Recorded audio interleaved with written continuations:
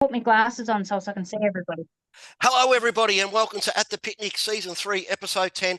Got a wonderful guest again this week, Danny. We're going to check in with him shortly. We're going to quickly talk about Hillsville. We had a couple of jockeys ride some doubles. We had Mel McDonald and Jack Vigona, and anyone that was there, the crowd was massive. It was huge. A lot of people had their Christmas parties, of course, this time of the year.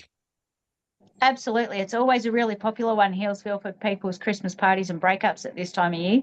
So I did hear the atmosphere was absolutely thumping, and we obviously get some really good bucks and hens parties down there, as we do at a lot of our clubs. So it was great that their meeting went off with such a bang. It was a really good day of racing. There was a couple of races you could have thrown a blanket over the first five. So yeah, really, really good to see everybody get back to Hillsville and have a great day out. And look, you can't fault the people that are riding winners at the moment. They are absolutely on fire, and there's plenty of them going to everyone. So really, really good to see. Great day out. So. And if you haven't had a look at the Hillsville picnic page or the picnic racing page, you've seen that Kermit went there and he ran amok. We'll get Kermit a little bit later. Like he was the star of the day in the back. In the end, he had an absolute ball. Yeah, the girls were hanging around him. We didn't want to go home, but we'll talk about that a little bit later. We're going to introduce. We've got some massive news, Danny. What have you got to tell us?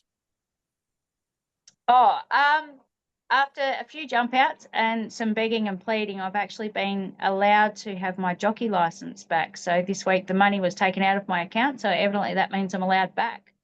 So I'm not coming back this weekend. I've got runners. It's too hard to ride and train at the same time. So in the coming weeks, I'll probably start trying to chase up a couple of rides and see if I can kick a couple around. Good on you, Danny. That'll be fun. It'll be nice to be back on the other side of the fence. Welcome possibly back. Not on my own horses. I put too much pressure on myself on my own horses, but we'll see what happens. Welcome back. You've been sadly missed. So, especially in the jockeys room, I've heard it's been a lot quieter. Yeah, but that'll be about it. And there's possibly not so much swearing out on the racetrack. I'm not sure whether anyone would miss that or not, but we'll see. Apparently, Sophie Clayfield's taken over you in the ladies' jockeys room as being the loud one. That's what I've heard. Oh, look out. She's good value, my dear friend Soph. She is great value. So she's a legend. Our special guest, we've got Mark Leighton, the president of Drouin, and it's even more fantastic news that we're going to be going ahead with a meeting at Drouin on Boxing Day. Mark, thank you so much for joining us, mate, and you guys must be absolutely over the moon. Yeah, g'day, Paul and Danny. Thanks for having me. Yes, we are pumped. Nice to see you guys back. Yeah, absolutely. Yes, been in the wilderness the last couple of years, but no, we're back and we're raring to go. Looks like the weather's going to be kind to us, and yeah, we just can't wait. And some horses went around there today, Mark, and we've all seen pictures of the track on your Facebook page. It is looking a treat. Yeah. We're wrapped. Finally, we're delivering a really good track. And so, yeah, we're pretty proud of the effort the boys have put into it this year. And, yeah, so we had Craig Blackshaw and Di Clover, one of each of their horses, run the track this morning as part of a checklist tick-off of the new culverts that we've put in under the back straight. So that had to be tested and approved. And, so the glowing reports from the jockeys this morning, which was fantastic. We heard. It was really, really good to hear. So we're really looking forward to getting some Boxing Day racing back. We've missed out for the last couple of years. I can't imagine that your committee would be looking forward to it any more than anyone else. They'd be rapt. Yeah, absolutely. Like it's been some nervous times for the committee, to be honest. You know, we've not racing the last couple of years. We've been a bit toey, you know, that we knew that we really had to make every post a winner this year to get a race up. So we've looked so far, touch wood, we're well and truly on target to get our first meeting in 3 years. I'm tipping there's been a bit of advertising going on down there. Have you guys got marquee packages and that put together for this year? Yeah, so we've made life a bit easier for us, and we've really targeted with the umbrella packages with tables and chairs. They've seemed to have done the best for us in recent times. So we've just focused on those. And yes, there's been a good uptake. Oh, wonderful. What food and facilities have we got to offer there this year for everybody that wants to come along? So this year, obviously, we've got the food trucks, which Drouin's always done. And obviously, Kelly Sports have been amazing in helping out the picnics over the years. And so they'll be there again. Face painters for the kids. There'll be fashions of the field for those who want to get dolled up for the day. And we've always got a bit of music piping through in the background in between races and presentations. And just obviously the track, it's so accessible for the kids and the families to get right up close to the horses with our mounting yard and also the stables. Everybody gets a great view there. You can see everything nice up the straight, and that's got such a long crowd area for them to be able to get right up close to see all the action, which is really, really good. Yeah, and having that space also, and having that space also helps with people bringing their own umbrellas and gazebos and things like that. So with the forecast at the moment of around 30, 31 degrees, a bit of shade on that home straight there is at least, and we can accommodate that with the space that we've got.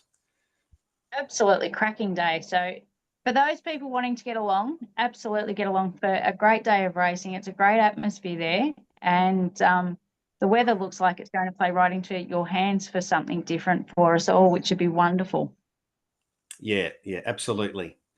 We can't speak the nominations because they're not out till tomorrow. I just had a look, and they don't come out till tomorrow. That's right. Yeah. So the other thing that's we've been trying to plug is our membership. Yes, we're only a 1 meeting a year club, but the membership gets you into the members area, which is primo real estate, and also gets you a couple of hours of drinks. So on arrival, sort of from midday through to 2 o'clock, it's we open the bar for our members. So it's for a little bit extra, you're actually it's a pretty good deal. Yeah. Oh, beautiful. So have they got a shuttle or anything that runs from the township or anything up to the course yet? Not at this stage. We've tried it previous years with not a lot of uptake. But if it's something that the people want, then we can certainly organise it. But at this stage, we haven't got anything organised at this stage. But obviously, plenty of parking at Drouin. So yeah. It is, yeah. And it's very easy to get to as well. It's really easy to find there. So, yeah, it'll be really good to see everybody get back there this year. Yeah, absolutely. Yeah, we're hoping the locals really support it. Obviously, been in the wilderness for the last couple of years.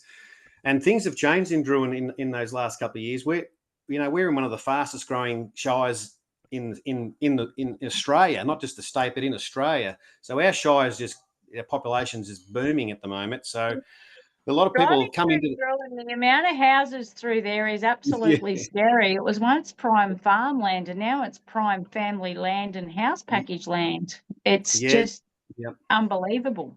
And Mark, so when a town's kicking goals, it's when you get a McDonald's. Yeah, that's right. Yeah. Well, we've got one of them now. So. Absolutely. Yeah, that's right. So, yeah, look, we're hoping these new people that have moved into the town, get around it and really support us. So, yeah, we'll just can't wait, really, to be honest. Can't wait. Mark, can you give us just a little bit of history on the club and when it first started and, some memorable moments for you? Firstly, how long have you been on the committee for? Probably 10 years now. 10 years. So give us a bit of history and, what's a memorable moment for you that you've really loved about the day? Oh, well, look, it's, in its heyday in the 80s and the 90s, we were getting sort of, upwards of 4,000 or 5,000 people attending the meeting. It was the event of the year for people in the Warragul Drouin area. And massive crowds. I had to spend a couple of 40ths, showing my age a bit back, back then, parties where we'd set up big tents and we had our own beer on kegs and things like that. So there was a bit of shenanigans, up the straight after the last race and things like that. But they were really fun times as a young bloke. Just everyone treated it as like a reunion. They come home for Christmas. and do their family things. And then Boxing Day, all your mates would get together and have a catch up at the races at Drouin. So that was, it's always been for me, I've been attending it ever since I was a young boy, really. Yeah, my family have always loved going there. And so I've been there for a long, long time. Yeah. Yeah, it's the week from Christmas to just after New Year's, Mark, where we all become alcoholics. Well, it is hot, and you do need to hydrate. That's the excuse. I like that one. Yep. And just for Yeah, everyone else, there are booze buses that are Yep. always around as you get out of Drouin Yes. Racecourse. So for anyone that's going to drink and drive, Yep. see the coppers before you jump in your car Yep. and get checked. Absolutely. Well, you guys used to have a breatho on the way to the car park too, I think, didn't you? We do. TAC have obviously been wonderful sponsors of the picnic races, and they, the previous year they've had the breatho and the bottles of water and things like that, and giving out information about that. So yeah, I would suggest a designated driver is the way to go. Absolutely. Especially if it's 30 degrees. Absolutely. Or you do as my husband does. He drives to the races, and then if I'm riding, I get to drive home. Well, he's celebrating your wins. That's what he's doing, Danny. Well, look, we can hope that that's going to happen again this year at some stage. So, yeah, but I'm normally the sober driver for the trip home. I might jump in with you this year then. Yeah. I've got family commitments on Boxing Day, I think, so I'm not sure whether we're going to get across there. In saying that, I'm only at Narnagoon North, so there's every chance that we could better pop drop in for a couple. So. Absolutely. We'll see how the day pans out. So a couple of my friends actually came to the races with me.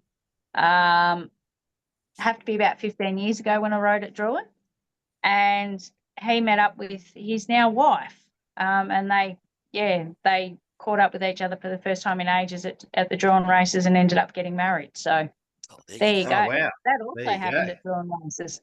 Yeah.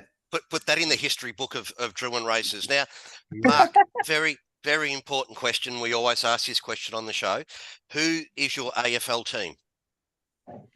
Right. The reigning premiers North Melbourne is my team. The reigning premiers. Oh, of course. one that we haven't had. Oh, my goodness. I nearly forgot the Women's did win the premiership. Well done, Mark. Yeah. I like how you jumped on the Women's now. It gets you North Melbourne supporters out of jail. I like it, mate. Absolutely.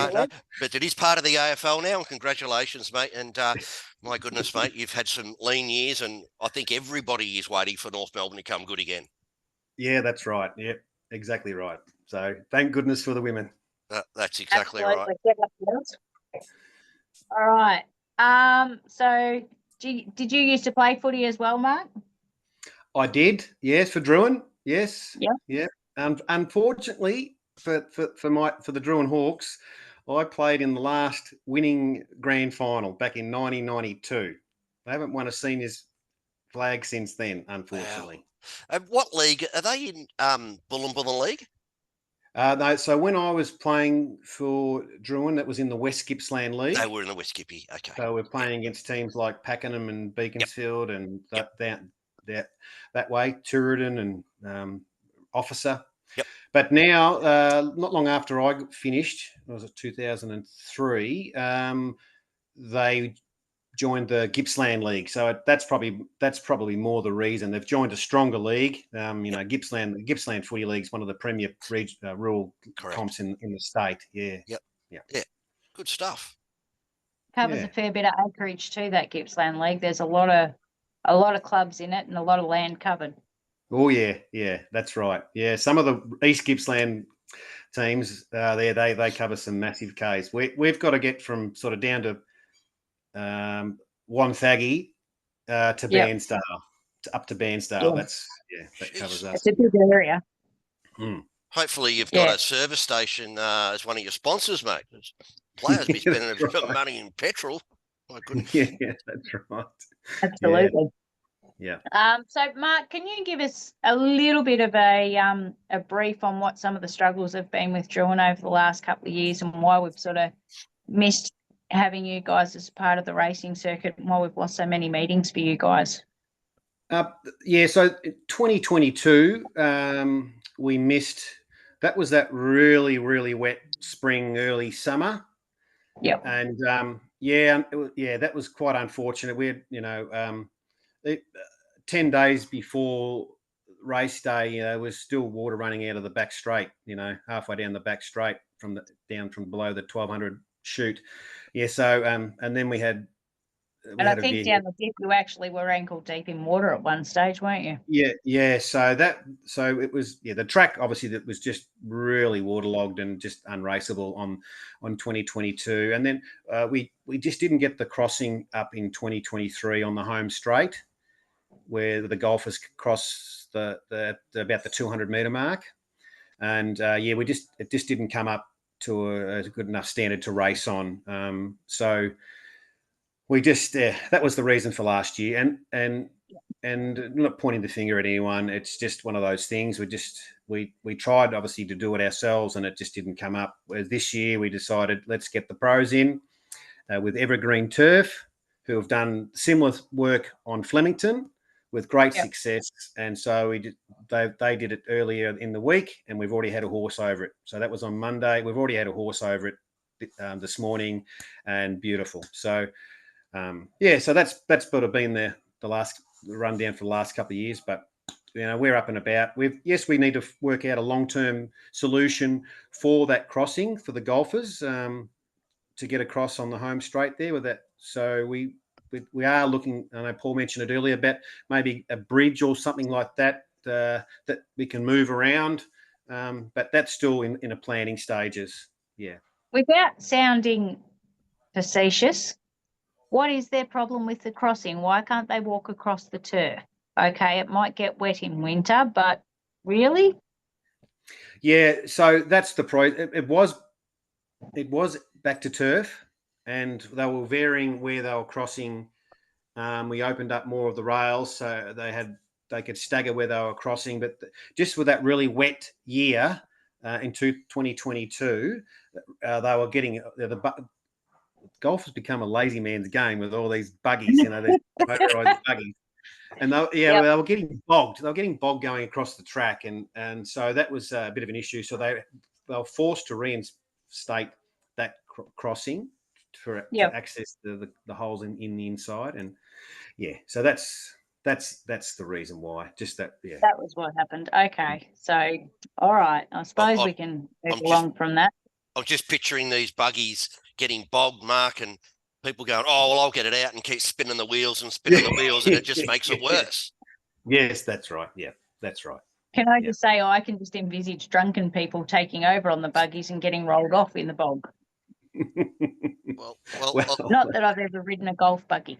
Well, a lot of people now just won't play golf unless it's with a buggy. Gone are those days. Well, years ago you carried your own clubs. Then you got to little push-along buggies, which made it easy. And now people just won't play unless they got a portable golf buggy. It's crazy, lazy. The car park is chockers full of trailers, Really? and everyone's bringing their own buggy to the golf. Yes, unreal. Yeah. And to think they run around and chase a little white ball to hit it into a hole and don't literally chase it anymore. But anyway, that's a whole other ball game. We'll leave that one alone. Do the footy players and the cricket clubs and that still get along for their Chrissy meets for the meeting at Drouin? Look, there's still quite a bit of uptake there. A lot of them buy memberships and support us that way, and into the members. They've cottoned onto the good deal. So we get quite a few footballers and cricketers turn up. Yeah, absolutely. Because traditionally there used to be a barefoot race or something for the cricket club to versus the footy club or something, wasn't there at one stage? I think that's probably a good thing to bring back in. I noticed that some of the other picnic clubs get the kids out there in between races and have a race, and I think that's probably a good thing. So it's something that we definitely, as a club, we seriously consider.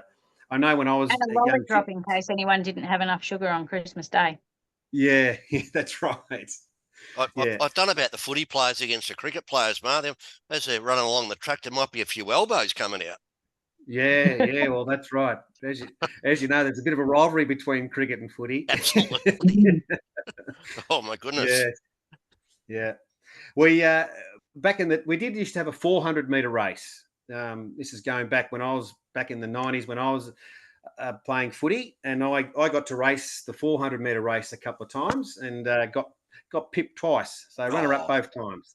Oh, that's disappointing. And Mate, can I just say, I've ridden pretty hard up that straight, head and head with another horse and rider one day the whole way up that straight. That's a bloody fair effort because it's up and downhill, and there is Yes. a fairly decent climb that last bit. Yeah, that last 50, she Yeah. jinxes up a bit. Yeah. Absolutely. That's a fair effort to run that far on that I track. think that's what brought me undone the last 50. It's probably brought a few horses undone over the years as well. Yeah, it has, absolutely. who have you got as your race caller this year, Mark? Victoria, she's Victoria Shaw. Yep, on the show. On the show a couple of weeks ago. Yeah. Best supporters of the club. She's been our caller for a long time. She's brilliant, honestly. Yeah. She gets down and runs the fashions of the field for us every year and does an awesome job. Yeah. We love her. She's great. Yeah, we had her on the show a couple of weeks ago. Unfortunately, Danny couldn't make it. We're getting her back on again because she's going to talk about the history of women in racing, because she's just such a wealth of knowledge. Passionate and a wealth of knowledge. An amazing lady. Yeah. And she every year she's bright and bubbly, and she always looks $1 million. Yep. So she's brilliant. Yeah. Well and done. Can I just say, I feel like an absolute gnome next to her. She is so tall. I feel like an absolute midget. And look, I know I'm one of the shorter jockeys anyway, so of course I'm going to feel short. But yeah, she makes me feel like a midget. Yeah. Well, Danny, there's not many people that you're taller than. Yeah, all right, shut up. Kermit's probably taller than me, I know. Kermit's getting edgy to come on. So if you want to shoot Mark a few quick ones, and I'll get him ready. All right, no worries. Favourite pub in the area, Mark?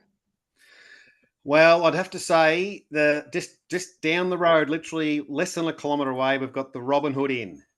Oh, the old Robin Hood Inn. Yes, it's thriving. I love it. What's your favourite pub meal there? Oh, look, there's two. They do a magnificent Scotch fillet, or I can't, to be honest, it's an arm wrestle between the Scotch fillet and the lamb cutlets. Oh, I haven't had lamb cutlets for ages. Yum. Yeah, that's old school bistro tucker there, but they do an amazing job down there. Yep. Beer, wine, or spirits? What's your poison? Beer. What do you want? Oh, whatever's on special. It's like that at the moment. Absolutely. Coming into this time of year, everyone's penny pinching. What's your favourite takeaway? Oh, look, I spent a bit of time when I was younger in Japan. So not that there's any Japanese restaurants in Drouin or Warragul, but I do. Well, there is actually one in Warragul now. But yeah, I'm very partial to the Japanese food. Yep. There's a good one in Fountain Gate, Mark. Yeah. Really, right near the cinemas. Give it a go. All righto. Look out. What was the last movie you saw? At the cinemas or just wherever, anywhere. I actually watched in bed last night. We got home we've been down the prom camping the last 4 nights, and got home last night and jumped in bed and the Goonies was on. Oh, the Goonies. Cyndi Lauper. That's an oldie. Yeah, Cyndi Lauper from 1985. Wow. And we watched it to the end. It was it was good. It's a kids' film, Mark, but that's all right, mate, as long as you enjoyed it. Yeah. But all those actors now, like, they're all in their 50s. Oh, I love it. Absolutely. Okay, so obviously you like going camping. Where's your favourite camping spot? Well, probably the last 15 years, we go to Malakuta. We love it down there. Great. Throw a line in as well while you're down there? Absolutely. Yep. Are you any good as a fisherman, or are you just fishing for beer? No. I've grown up around fishing, so we fish for the bream and the flatty during the day, and in the mornings we go over the surf and chase the salmon and whatever we can catch off the beach. Oh, nice. Proper fishing expedition. Lovely. Yep. Beautiful. Yep. Do you get down to Lake's Entrance at all as well? Not so much lakes, but just before there, we get to Meetung. Yep. It's a good spot on earth. Bobby Triplow's out of there, and we've we catch up with him when we go down to lakes, and it's a lovely spot in the middle of the ocean road and stuff. Not the ocean road, but you know what I mean, the Gippsland Ocean area. Yes, yeah. All right. I can give you a bit of history on the club if you like. I've been digging because Paul mentioned that I might have to come up with some bit of history. Good, give us some. Yeah, so the earliest race I can track, and it was 1901. So yeah, but it might have been earlier, and it wasn't at the site that it's currently at. Yep. So where we are now, we didn't start racing there until 1950. Okay. Yeah, so before that, it was out towards a little sort of Drouin West, sort of Brandy Creek Road at Brandy Creek out there, and it was on the ridge between Brandy Creek and Whiskey Creek, and so thus the original name for the Drouin Racing Club was the Whiskey Creek Racing Club.